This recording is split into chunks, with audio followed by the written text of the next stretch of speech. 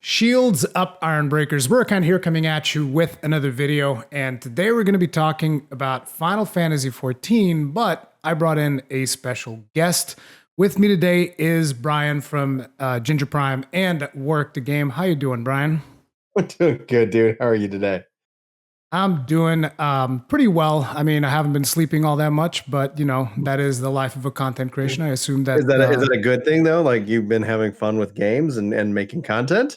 I mean, pretty much always having fun making content, but yeah, that and kids and whatnot. I know that you also are well aware of those struggles. So, It's like I wouldn't call them struggles. Like I volunteered for this, right? So it's like, yeah, it's just part of the job. And at the end of the day, like I get a lot of joy. It's healthy for me kind of to also see the world through their eyes.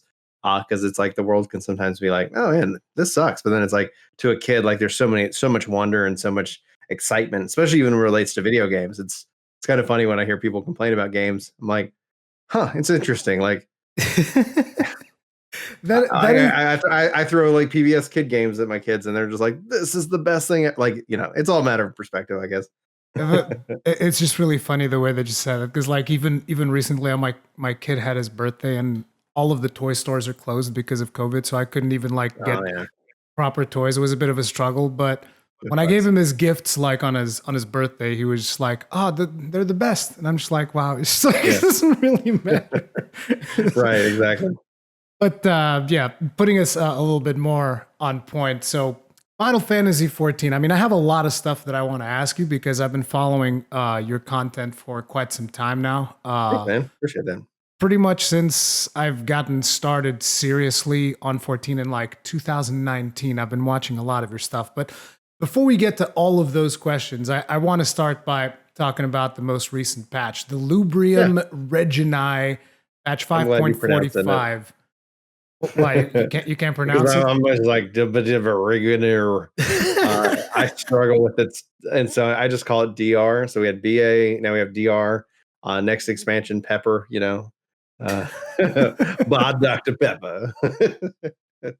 But No, but yeah, it's so good in terms of content. I know there's some drama kicked up. I posted about that today on Ginger Prime, but it's outside of that, and that's I think more on me and as a content creator. Like I totally didn't connect the dots of what was why people are frustrated, but from a content perspective, all of that put aside, holy smokes, dude! Like I'm actually working on the guide, not while we're talking about this, but that's what I was working on before we had this set up. And so it's so good. Just watching it back, just like watching it back and kind of analyzing it. I'm like, this is so good. Anyway, what it's do you think is about it? um I'm actually curious, like, what is the drama? Because I haven't been, I Okay. really don't follow the 14 community as closely as I potentially should because I spend Nah, like most of my it's time following Monster Hunter and stuff like that, as you're oh probably yeah, aware. that's a good game too. Yeah, absolutely. So when like it's in relation to the expectations in delivery when you break down the concept of relic, it's not really the content itself, it's really the relic as it relates to Bozja. And to kind of get it, the high level summary is when you go to start your relic, you can either go into Bozja and you can do the content that way, or you can go grind fates in the open Yeah. world. And honestly, I like the fact that it gives player choice. And then in this patch specifically, it kind of claws that back and says, but to continue, you need to go do this. And so there was like, I don't know how large of a percentage, but a percentage of the community that was enjoying the relic and doing it their way. And then all of a sudden it's like, oh, now I'm really behind. And when we look back at the information provided, that was pretty clear. But for some reason, it kind of went over. Like I'm looking at myself as a content creator in this case when I didn't catch it, and so I wasn't even preparing the community for it. I wasn't saying, guys, by 545, like, and then on top of that, because that happened, a lot of people weren't really doing Bosja, so there was just a lot of people got stuck and weren't able to do Castrum, and therefore are going into 545, not able to do the new content and are behind the curve. And it never is fun to feel like you were ready and then all of a sudden find out that the start line was a mile away. So Like so does let that me make just sense? see. So let me just see if I get this right. Mhm. Basically, in order for you to, I mean, at least from my interpretation of what people were telling me yesterday, in order to continue your relic quest, you have to do Delirium Reginae, right? Yes, correct. So, And and it's in as order to do yeah, that, what is the metal level of Bozja that you require? just 10. And so, but you have to do Okay. Castrum, and people weren't running Oh, Castrum. you They are have to net do Castrum? to finish and Oh unlock that my next step. God, dude. I remember Yeah. the struggle that it was for me to do Castrum because, like, I basically, when Bozja came out the gate, I Mhm, just threw myself at it because I actually enjoyed it. So, mhm. whereas a lot of Yeah, people, I actually enjoy it, but that's not to say that everybody should, yeah, yeah, from my exactly. I perspective. mean, Yeah. Yeah, you yeah. know, it's one of those things. But there were a lot of people that were basically like telling me during my stream, "Oh, dude, I already completed my relic because like I did all these fates Mhm. like super fast. It wasn't a problem. Like I got my blue mage or whatever, and I Yeah. did these fates like mega fast. And I was like, that's great. And they were looking at me, you haven't finished your relic weapon yet. And I'm like, no, I'm doing Bozja because I was actually enjoying it, right? So like I Mhm. don't really care. Like I'll grind this metal thing. It's like whatever, because ultimately I want to do this Castrum Lacus Latore because Mhm. due to the fact that I came in super late to 14, I wanted to, you know, experience what people experienced back in the day with Eureka, because I never got to do Eureka things. Like, I mean, you still can do it, technically speaking, but I never got to do it. And I was like, okay, this Bozja thing, I'm like, I'm on the front line. I'm no longer behind like I used to be. I'm going to go throw myself at it. And I just basically threw myself at it until I finished Castrum Lacus Latoria. Like, I'm currently rank 14, but I was Mhm. so close to 15 before I did Reginite. That was such a mistake. Well, I mean, at least you got a lot of metal, it's like, and that's what I think a lot of people are feeling a little bit behind the curve on, and it's like, oh no, I need to go grind this. And at least it's driving people into Bosnia. At least it's making it, Yeah.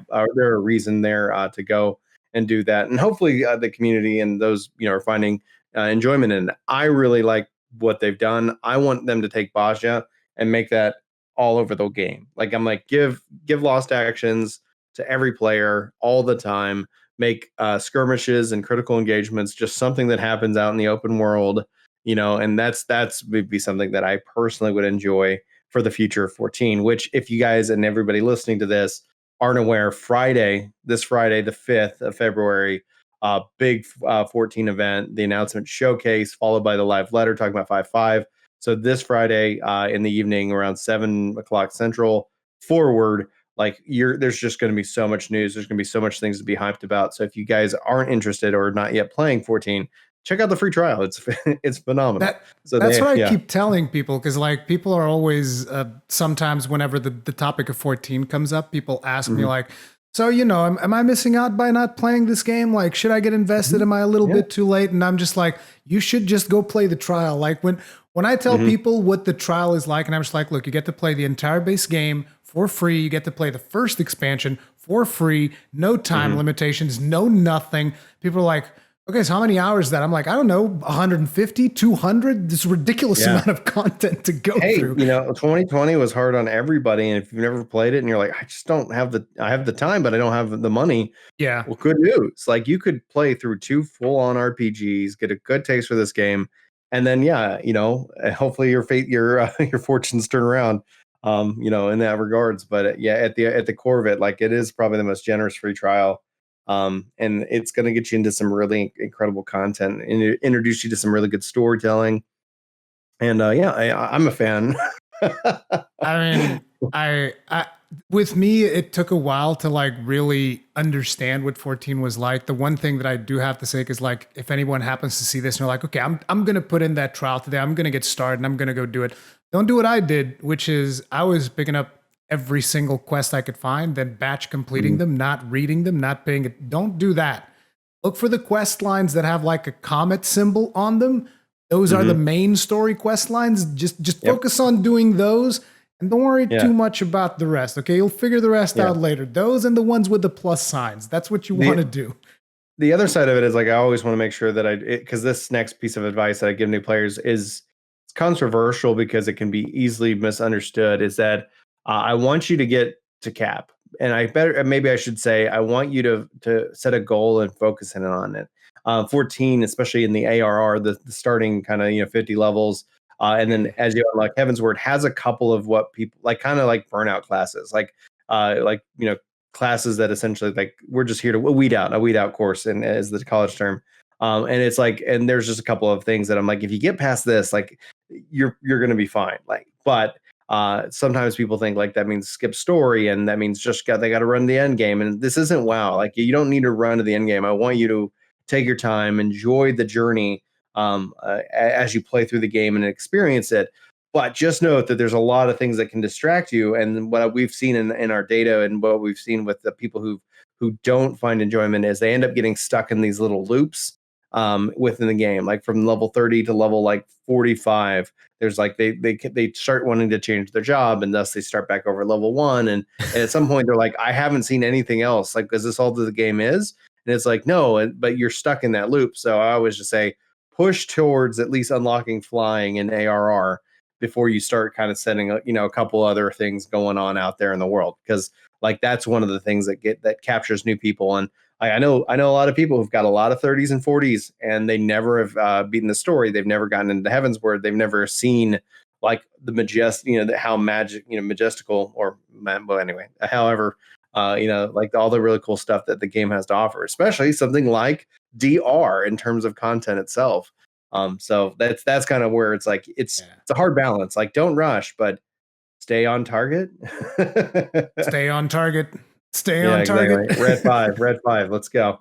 But the thing with those people is that they kind of like they progress horizontally instead of progressing vertically. It's like, oh, I'm gonna level up this thing and then that thing. Like I did a little bit of that as I was leveling up, because I had what's it called, the road to level 70 or whatever, the thing that everything's would get additional EXP. So I was just like, well, I'm already level capped for this expansion. I'm going to continue the main quest with another class. Yeah, that's a smart play. Having a couple different options is a real smart play. Opens up your flexibility too in the game. It's really huge. So I wanted to ask you more about your thoughts on Bozja as a whole, but you already kind of said that you just really enjoy it. I mean, Bozja ultimately is fate grinding, except it's all in this one zone, and you have the additional lost actions and stuff like that. That's essentially what Bozja is. Yeah, it's that lost action thing is something that I wish the whole game experienced, because it really makes it my job feel more unique. And that's one of the things, and I've ranted about this and raved about this, is that and especially because those who come in, they're like, but balance, but it's good, and it's like people will argue for the sake of balance over the sake of fun. And I don't understand it, so like I would have loved to seen 14 have like a sub job system or whatever. And they've done things like a subclass system, and they have failed like completely. And it's like, across like shared whatever. And it's like, it wasn't like there wasn't even really any good choices. It was like, you want to take this because this is the only real choice. But at the end of the day, like it was completely forgettable. Now we have the shared rolled system, in which that like, that's a little bit better, but everything is the same. Like, your Dark Knight is your Dark Knight, your Warrior is your Warrior, White Mage is your White Mage. And what Bozja does is it takes that and it says, but you can have some choice now. We can give you some choice, but it's only going to affect this system. And even as limited as that choice is, I like it. So it's something that I just enjoy. And that's just where I've seen, games, like especially online games, like they'll put themselves into a sense of like balance, like, oh, we don't have to worry about it because everybody's the same. And then it's just a skill difference. But that kind of just, I love player choice. And that's one of the things I think why I've connected so deeply with Bozja, because I actually have some choice here. I can choose two things. And right now that's enough. And I would love to see that carry forward. It's interesting that you say that, because I'm actually going to have to go ahead and disagree with you on a little bit, at least on the balance argument, because let me tell you something. And I think in 14 you can get away with not having as many balanced classes, because ultimately here's the thing, right? If you want to do like savage content or something like that in 14, and for some reason your job, and I said classes, I should have said jobs. Your job is not performing. Like, let's say I play a bunch of tanks, right? And let's say all of a sudden I feel like, okay, Paladin isn't really doing it for me right now. I feel like for this particular content here, I should probably have a gunbreaker. You can just swap your character like that and boom, you're done. But like if you're talking about something like, for instance, World of Warcraft, And let's say if like me, I personally really like playing warrior tank, and warrior tank is basically not even remotely viable for end game content. Like I'm not talking about it's not Yeah, very good. I'm that's talking not it's straight balanced up though. not viable. Like That's not right? balance. That's not balance. It's tuning. In that regards. And so that's where it's like, no, like don't sacrifice fun for that. I could give two flips that warrior tank and WoW isn't viable for endgame if it's fun to play. And you hear what I mean? It's that if you put balance over fun, you lose twice. But if you But put fun and then you can try to balance it, you try to tune it, then that's just adjusting. That's like the yeah, etc. And that's why Bozja is so fun because it's the first thing that I have in 14 that is mine. yeah, I get what you're saying. Basically, you want more class. I keep saying class. I'm and gonna people and get it people mixed, Yeah, but class job, like it's interchangeable because there's yeah, still classes in the N14. And then it's like people will take it the next step. It's like, oh, it's just the illusion of choice that you have, Brian. No, it's not. Like I literally chose the two skills that I have on my bar. That's my choice that I put it on there. Now, am I trying to like if I'm trying to be the most optimal? Am I trying to min max? Yeah, there's going to be people who worship the meta like it's some kind of demigod, and they're going to bow down to it, and they're going to say this is what it is. And then somebody like me is going to come up and change it up and find out a better way. And then that will become the new established meta. Like we saw this time and time and time again in Final Fantasy XI. And it's just that is just like my personal like frustration within like online games. I get it from an engineer. I am a programmer for a living. So I get the concept of like, okay, yeah, here's the trade-offs. Everything's a give and take, right? We got matchmaking, and with matchmaking, there's a trade-off, right? Fast queues. Okay, we got to make it to where anybody can get matched in because if you got queued up with a warrior, tank or something like that, you drop that group like nothing else because you're like, no, this is not possible to do with this class because they have to go work on it. Same concept in 14, but that's why you end up having kind of it more focused on on a specific like this is their skill set. You're never going to get matched with a black mage that doesn't have a skill unless they have put it on their bar, and that's a user problem. And that yeah, we still that's you can't fix that as a human condition. But yeah, like that's where I like with the Bozja. I was like some agency. I have some agency, and people can argue till they're blue in the face, but I can tell you it's more fun than not. And that's where it's like, I just, it just makes me laugh because gamers will argue so hard for removal of that fun, in my opinion. And it's just like, okay, like you go nuts, you go and whitewash, you go and just yeah. scrub it down to where it's squeaky clean, and then you'll wonder why no one's like playing. There What is happened? a sentence that someone said at some point, which is left to their own devices, gamers will optimize the fun out of a video game, and There there it is a is. there is a lot to That's be the said perfect about that. phrase. Like that is That's one the thing perfect that, for phrase. instance, I see a lot in Monster Hunter, where people just like we chase the meta so hard, and then eventually there are Hmm. encounters that like require you to use that meta. But then it's like if I Yeah. put in like a comfort skill in my character, people are like, why are you using that skill? That's not optimal. And I'm like, no, but I like it. It's like I'll do crazy Exactly. builds sometimes, and people will be like, why would you do Yeah. that? And I'm like, because it's fun. Like It's fun. so it's like Like I'm literally having fun, and it's like, and that's what's important. And again, that's where like, and this is also again a fine tuned line yeah, in the idea that it's a now we're crossing into the multiplayer aspect, and it's like if your fun can impact my fun negatively, like how should the game respond? What systems can we have in place so that both people can have an enjoyable time with that?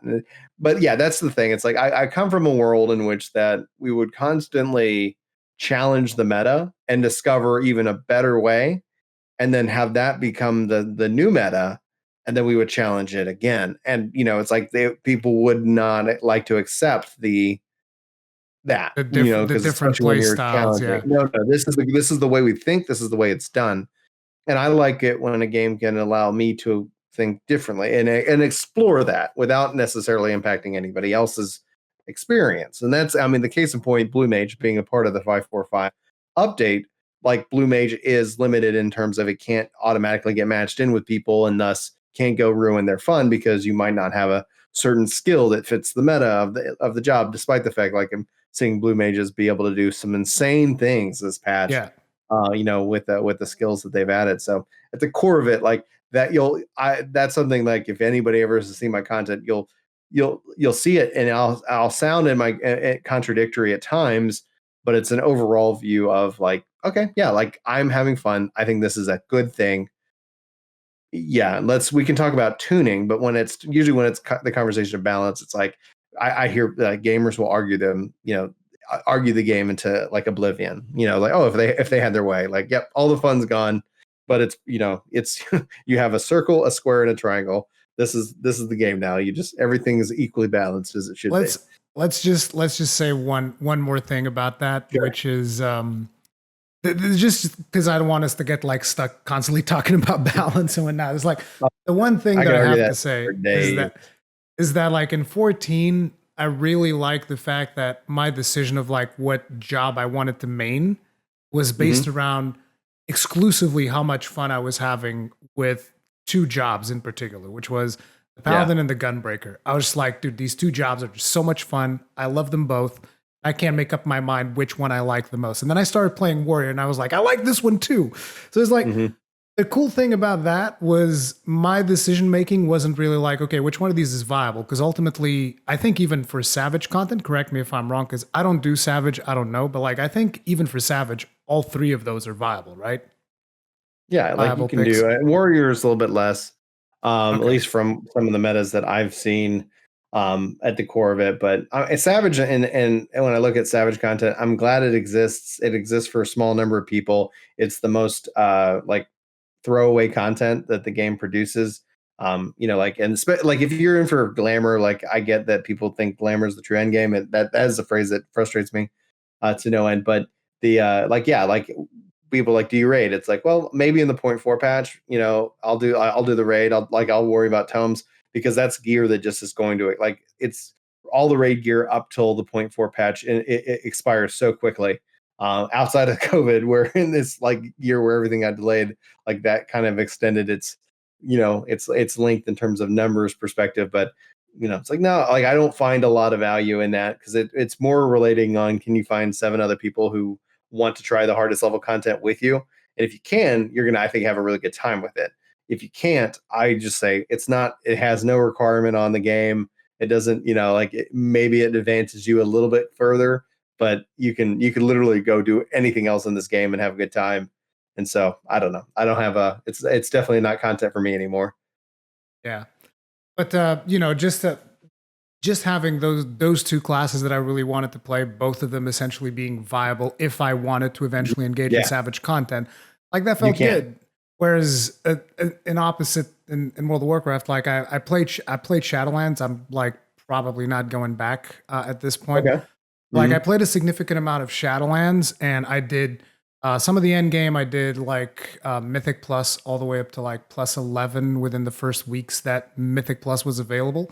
And I was like, this is fun. This is a lot of fun. But this is something that I wouldn't have been able to do if I was playing the class that I actually wanted to play. So I played like a different class for the specific purpose of being able to do end game, which I don't think is super fun, basically. But yeah, so wait, is it the Delubrum or the Lyrium? I just realized I typed this in two different ways in the document. I think it's the I don't know. Delubrum. Like, you're asking me how it's pronounced or how, like, I have no idea. But yeah, and so I'm just going to call it DR. the Delubrum Reginae was that's the thing that I basically did yesterday when it became available. I did the quest and whatnot, and then I went in there to do the raid. So I only did it once. So I have something I actually have to ask you because I asked some people and I haven't looked this up yet. Are the coins weekly, or can you just repeat this forever until you get as many coins as you want? I just ran it again. I got all the coins from the chest. So the chest will continue to feed you coins. There is a weekly quest that will reward you a greater chunk of that. So there is a weekly goal to go into this content for that quest. And then outside that, you just go in and you get the coins. Yeah, exactly. You can just spam it and get the coins. And the thing is those chests can drop all kinds of stuff. Chris today got a gold coin out of the chest, which he said, I think is worth 1,000 silver coins. And so I'm just like popping silver coins. I'm like, I think it's 100 silver. I don't know what the conversion is, but it was just like maybe like yeah, if it's 100, like that's amazing. Like that is so awesome. Congratulations. Yeah, I don't know. I'm not a huge fan of the armor the look of the armor that you unlock with that for tanking. So I kind of Yeah. like the tome armor a little bit more because it's inspired by Dark Souls, and that's something that I mean, I say it's inspired. It looks kind of like Dark Soulsy armor, so that's something that I've been grinding to see if I can get my hands on over the Okay. last couple of weeks. But yeah, what did you thought about like the mechanics and whatnot? Because I thought that raid was very overwhelming. Like as someone that doesn't It can do definitely be. Savage or anything Yeah. like that, like I did do the last thing. I did all of the Eden ones in normal. Hmm. But like that one feels like a significant step up. But then again, Castrum Lacus Latory also felt like a very significant step up from those. Whereas like you usually have the Alliance raids, which I believe the development team even said like this is considered more casual, friendly content. The Alliance Hmm. raids, the This is definitely stuff a from step up from the Alliance raids. This feels like a real raid. This feels like what in my mind that when we had I'm drawing a blank, the raid of ARR with Bahamut. I was like, I don't know why I'm drawing a blank on his name. the Uh Coils of the Bahamut. coil. Yeah. And then it's like I had that, and then we had Alexander. And so this going from boss to boss to boss, multiple bosses, felt like a real raid. Getting, working your way up, introducing mechanics, and then seeing some of those mechanics come back and reintroduce themselves for the final boss itself was just perfection. Like, I don't know why I'm yawning. I'm so tired right now. We just had a new baby, so it's like still working our way through getting some sleep. But the at the core of it, like it's so mechanical and it's so fascinating, and I love it. And it's that it feels like it's a real raid. Like it feels like there's like stakes are higher.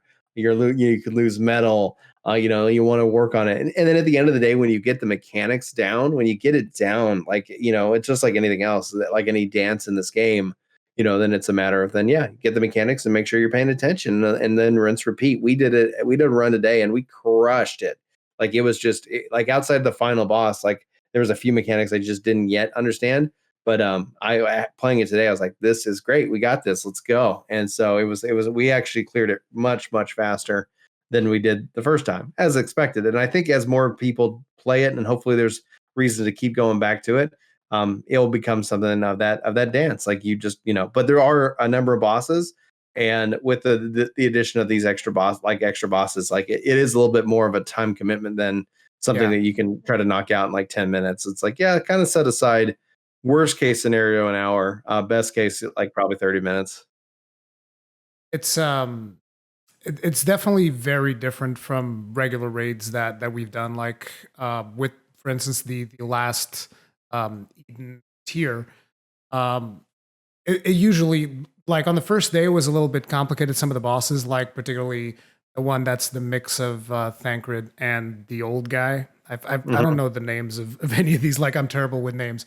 Like that one, I remember when we first got to the part where they all go invisible. We're like, wait, what happens now? And then Yeah, everybody dies, and we're like, oh, okay, that works. So exactly. it's like on the first day it was completely chaotic, but like I noticed that on the second time that I went in there, like everybody was pretty much one shotting every single mechanic. Like I still had to learn some mechanics throughout some of those bosses. Oh, even last That week can I be. think Go ahead. I was saying even last week I think I learned like a new mechanic that I never paid attention to in Atoya's relic. I was like, what? This was a Yeah. mechanic. I never noticed this.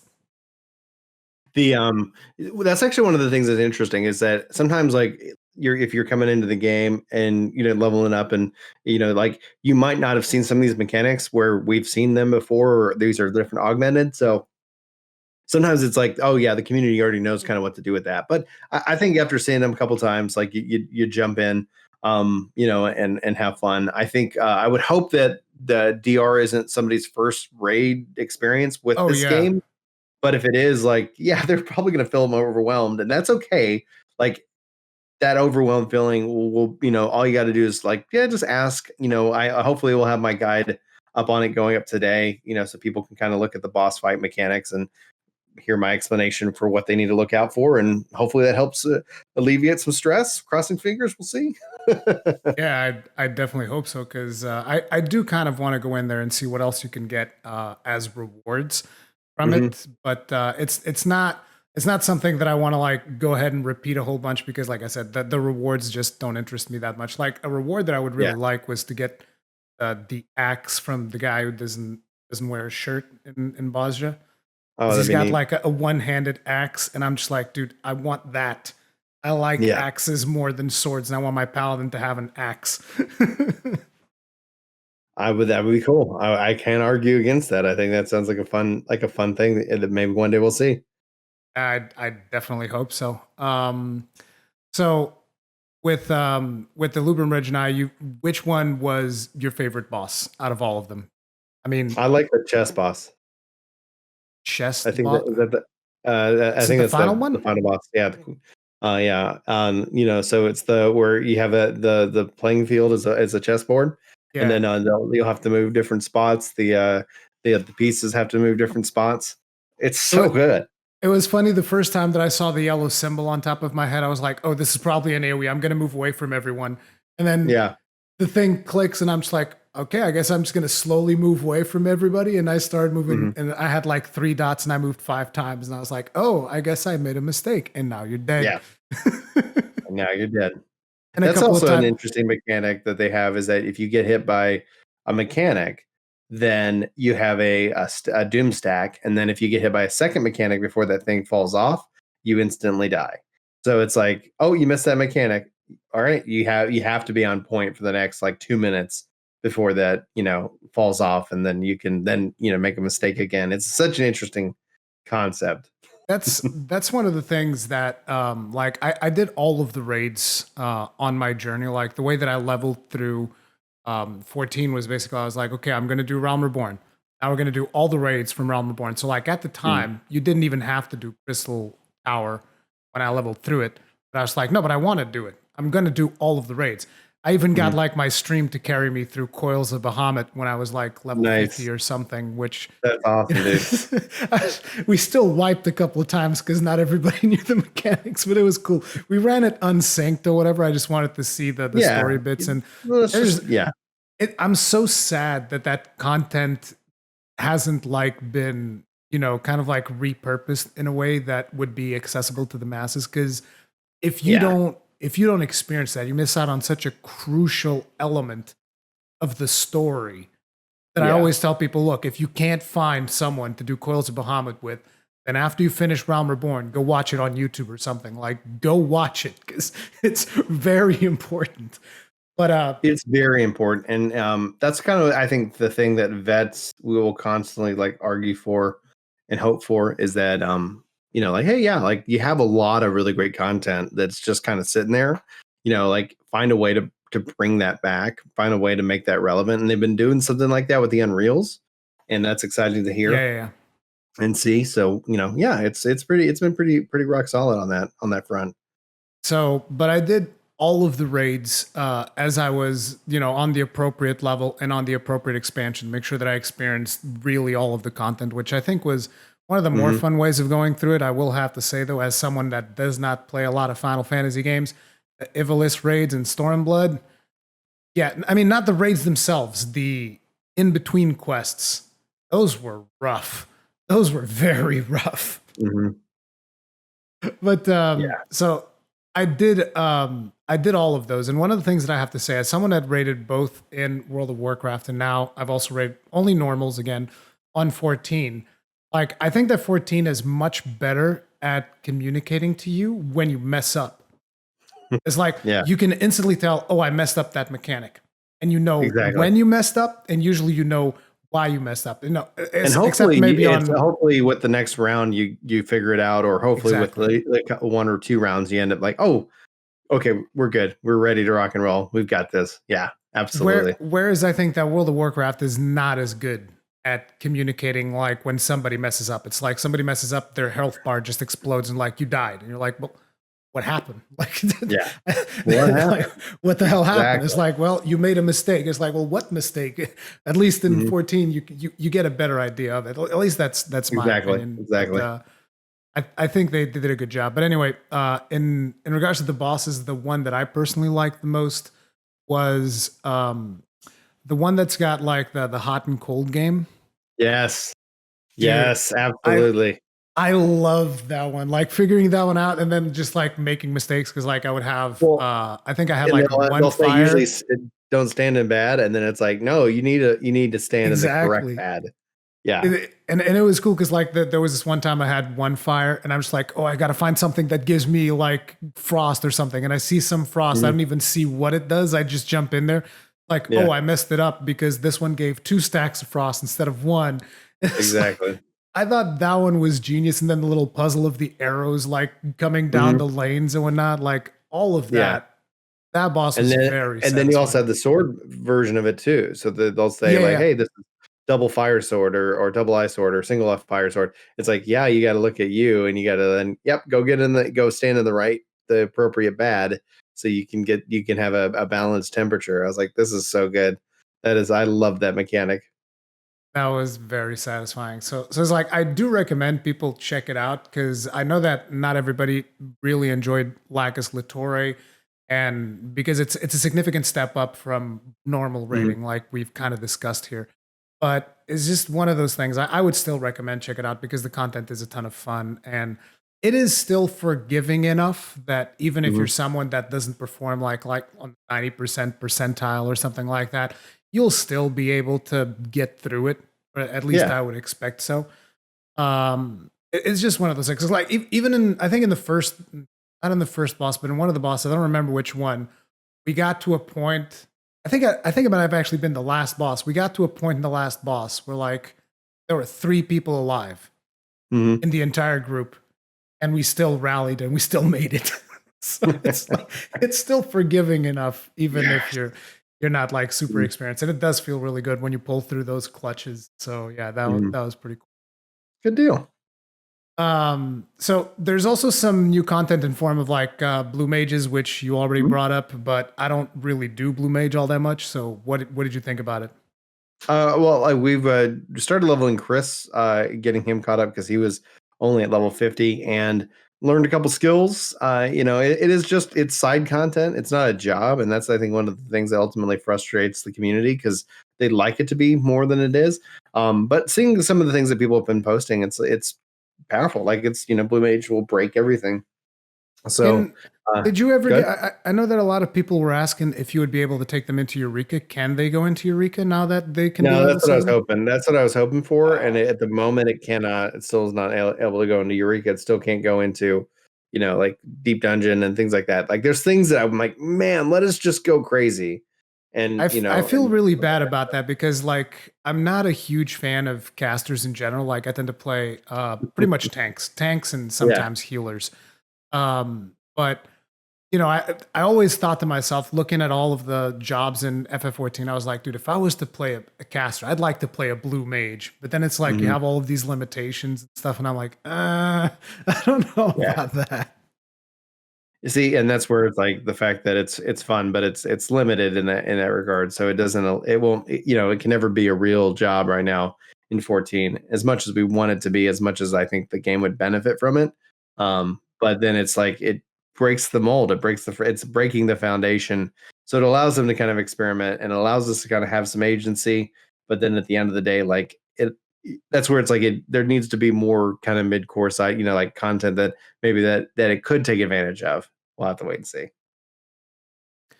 And then there's some crafting stuff as well. I don't do crafting at all. Like I did one crafting profession Mhm. specifically for the purpose of the dwarven beast tribe because I'm a big fan of like fantasy dwarves. So I just really enjoyed doing the dwarven beast tribe. I think that was a Mhm. tremendous quest line. And that's the only thing that I've ever done with crafting. So what's the new crafting stuff? So they introduced sky steel tools, the sky steel tools. It's like basically relics for crafters, Oh, okay. and so it's like yeah, you want as a crafter you want to get into the system and you can kind of like create these weapons, these not weapons, these tools. Tools. So it's end game relic stuff for crafters. And Okay. Chris, I think, has been doing that on stream, but I have not participated in it. Crafting is always like okay. There's no real player driven economy, so there's really no reason to craft. And I know crafters get upset when I say that. And then I say, like, I don't craft. I have no need. I have everything at cap. I repair my own gear, and that's it. Hopefully, this is something that crafters actually can get more involved in. And I'm glad the game has it. But it has. There's no player driven economy. I get my gear from drops, not from crafters, and that's unfortunate, in my Yeah. opinion. I mean, if you're someone that wants to like jump into raiding the second that you hit cap, then I guess you do have an incentive to like buy player gear. But Mm-hmm. outside of that, I don't know too much about But that's the also such a economy of small. It's, crafting. it's also just a small window of time. Like it's okay. Yeah.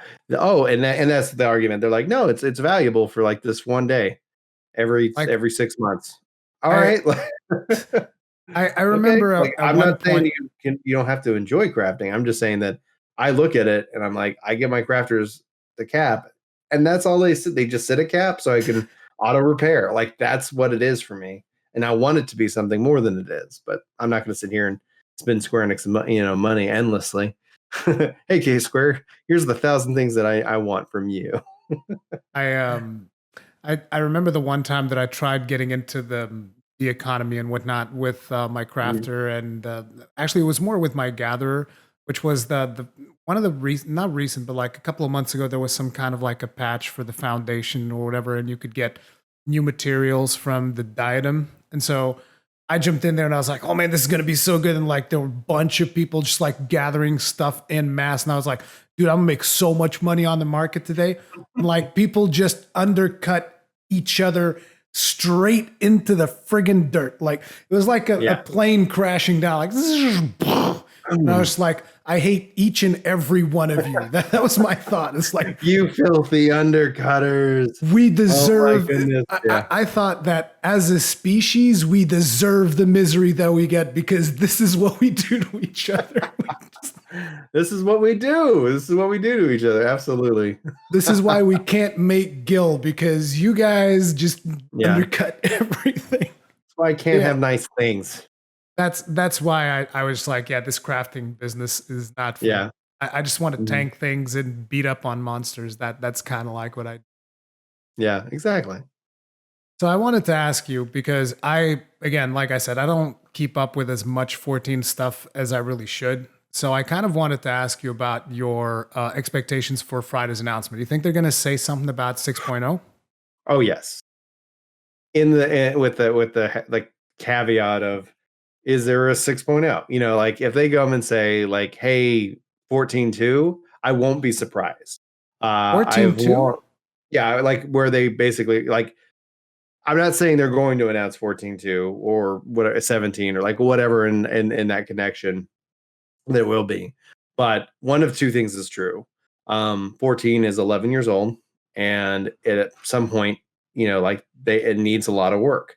We talk about like if you're a new player and I'm saying come play this game, and then they say, okay, how do I do that? How can I come play with you? And then I say you need to spend 1,000 hours playing the story. Like what re-entry point like do people have for the story itself? And if you want to have 14's story be meaningful, it needs a crescendo. It needs to have a logical and satisfying end. Otherwise, you end up running the situation of something like Lost or something like these stories and these shows that people get connected into, and then they're like, oh, they are successful. People like them, and then they never end. That doesn't mean 14 will end. That doesn't mean the MMO will end. That doesn't mean that there won't be another story, etc. But the whole story itself has been building and it's essentially it's been building to this thing. And if there's no meaningful like resolution, if there's no real consequence, if there's no real sacrifice, like then at the end of the day, like I think you'll see people easily turn on it, like even people who think I'm crazy for saying what I just said, and then they'll become the biggest, like, oh no, it's like it was so great, and then they ruined it, or something like that. Yeah. That's what the stories will say. But I think essentially, if you have that, that kind of ending chapter, which is essentially the theory is that we're on, whether that's 6.0 or I think, from a timing perspective, like it makes sense to have something, give like one final expansion that, kind of it's like boom, and then it's like, okay, now we're gonna do, and I'm just saying it could be 14.2, it could be 17, it could be like I don't know what they want to do. but where the game continues on, and let's just say you jumped 1,000 years into the future or something like that. Like, hey, 1,000 years later, like what's all happened, or hell, 50 years later, or 100 years later, like there could be all kinds of things, and there could be a new thread, a whole like things change. What happens if everything gets rejoined? Like, what would that world look like? What happens if that happens in the past or the future? There's a lot of ways that you can play in this space. But so I think the safe bet is 6.0.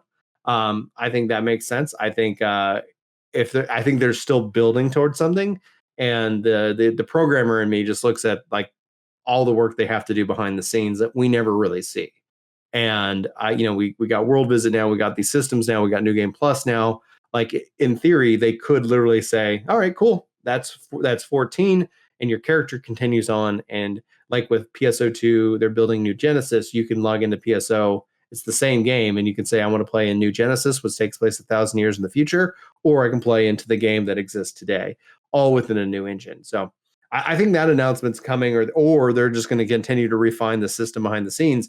But at some point, I mean, the community has been pretty firm on the fact that like don't skip story. But then at some point, like you need a new re-entry point that allows people to come in, and at the same time that somewhat tries to respect people's time. So I would say 6.0 is probably the safest bet, but I still hold true to this idea that there is something that they are doing that's bigger than anybody like really expects, and that's just my 2 cents. Wow, that's quite a lot to process. Like that It almost is. sounds It like scares people. It scares it. people because they're like, "Huh? Brian's saying that the game's going to end." No, I am not. I'm saying that like technically and game design wise, it's building towards something, and the evidence of it is that you get less and oh, we don't get less. They're doing all this other stuff. No, that a lot of that stuff is repurposed. Like now we got DR, we got BA. Like they've been able to introduce different things, but dungeons have gone down to one a patch. Back in the day, we got three. Like we got this, now Oh, we don't. Or yeah, like back in like we used to get three a patch. We got multiple, trial fights. Like there was a lot of content, and that has slowly just gotten into a very predictable curve. But it's also like like we even last expansion we got 1.5. Like one patch we got two dungeons, one patch we got one.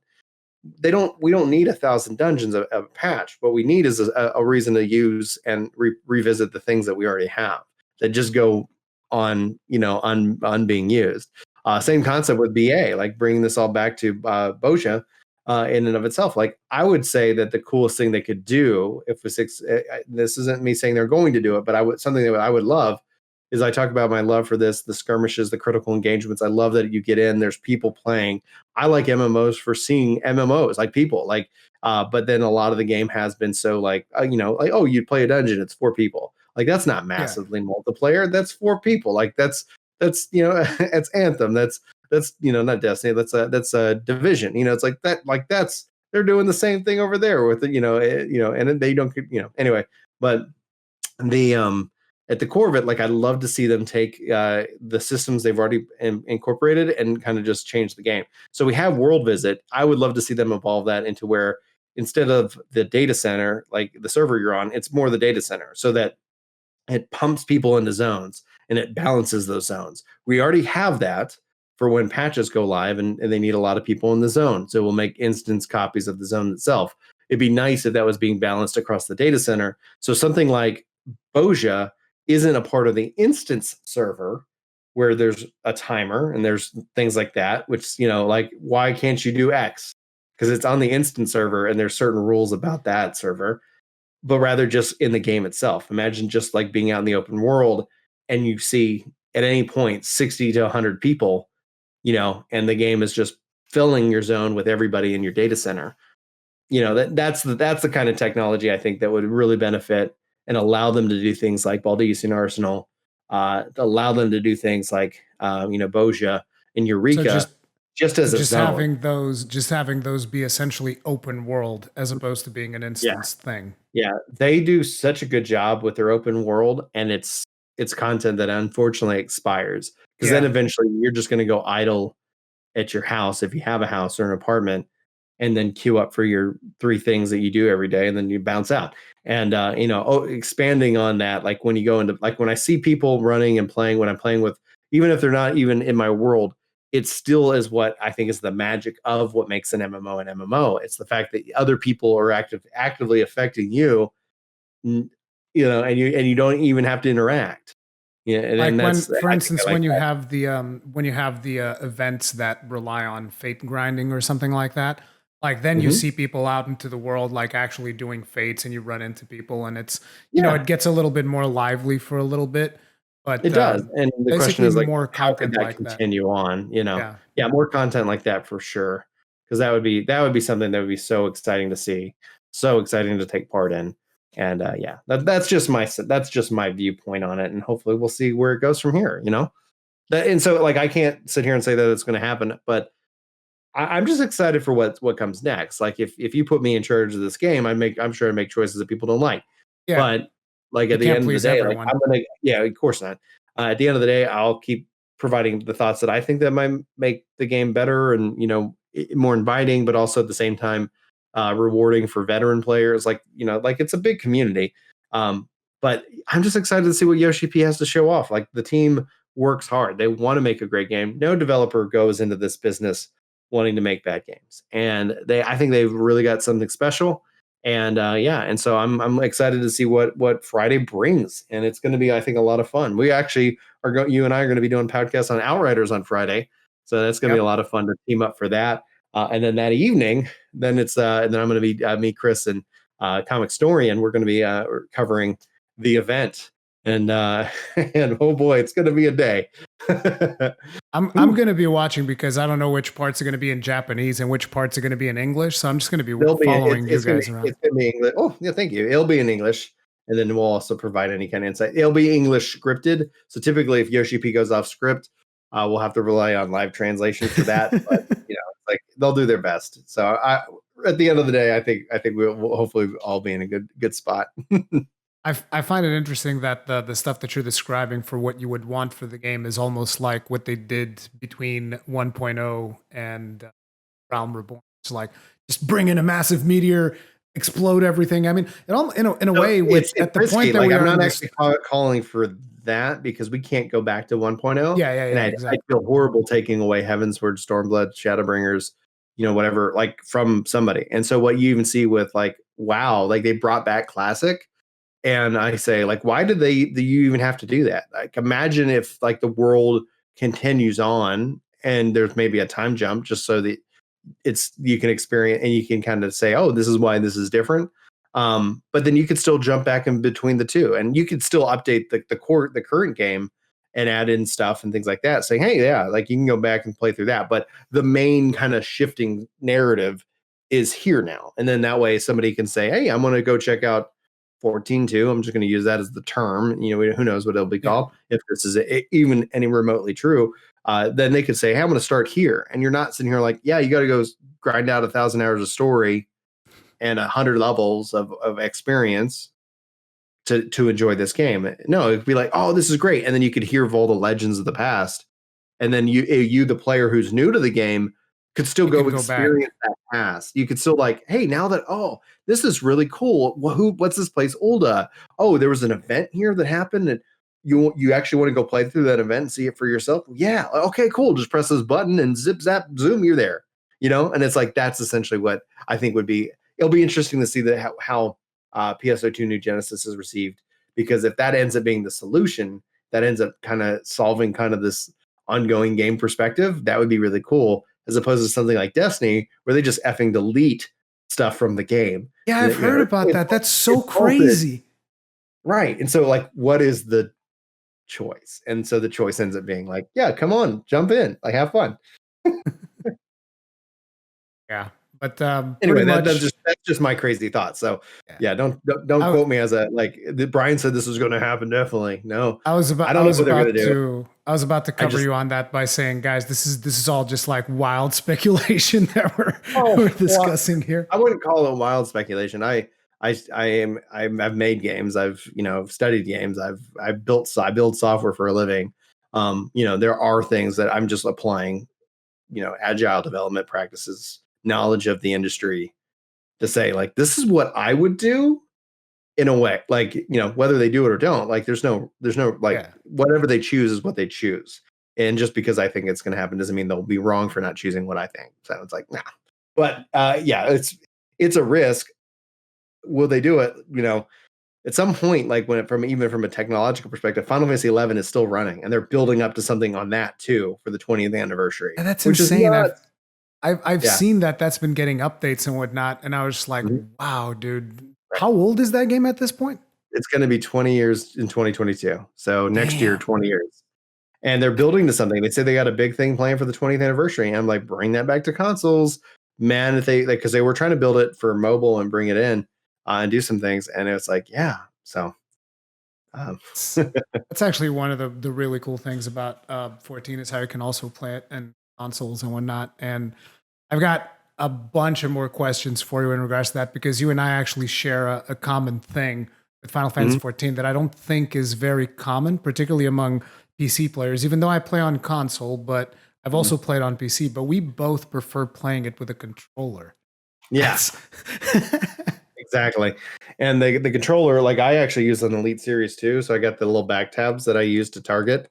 So it makes it really easy to target everybody. But I've just played 11 on the controller, played 14 1.0 on the controller. 2.0 I think is the Cadillac of it.